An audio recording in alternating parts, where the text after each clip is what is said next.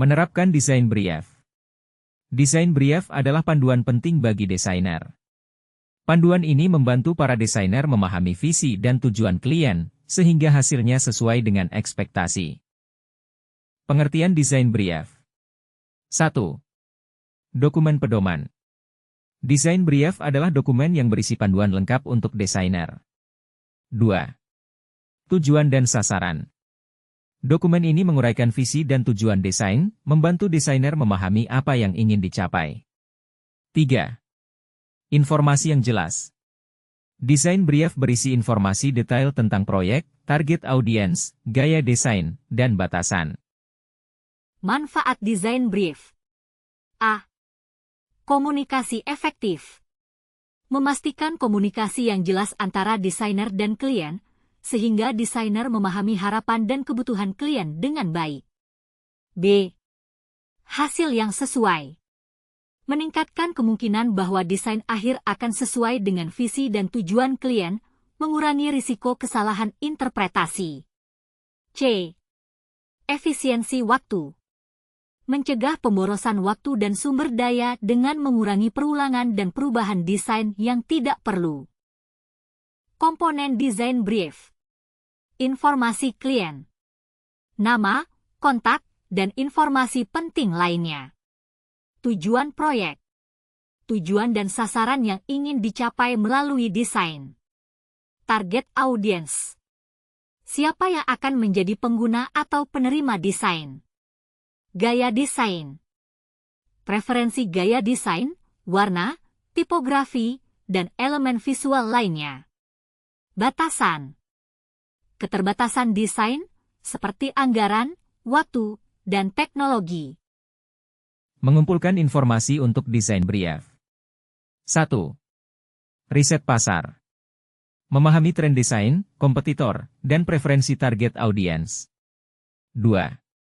Wawancara klien. Mendapatkan informasi langsung dari klien tentang visi, tujuan, dan kebutuhan mereka.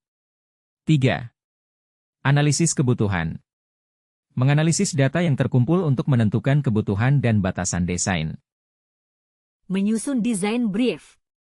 Bagian A. Struktur dan format. Membuat struktur dan format yang jelas dan mudah dipahami. Bagian B. Bahasa yang jelas.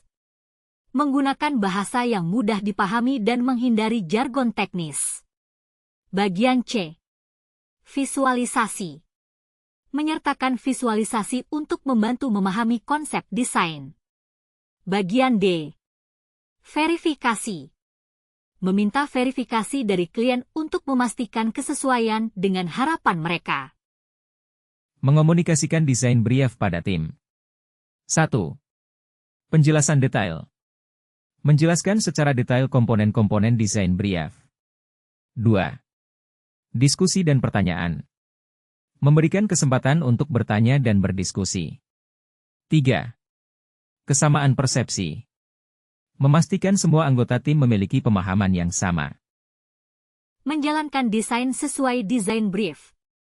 Gambar pertama. Pedoman desain.